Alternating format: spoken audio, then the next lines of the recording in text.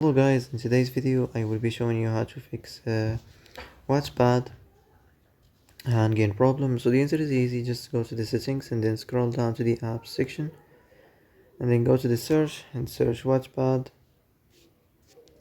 and then go to the storage and here you will find this clear cache option. Click on it.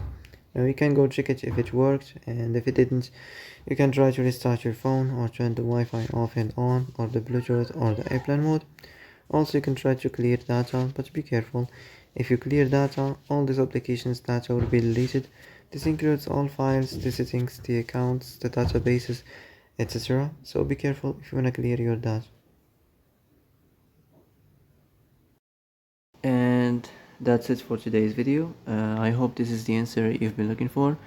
If you like this video, don't forget to like and subscribe, and see you in the next video. Thanks for watching.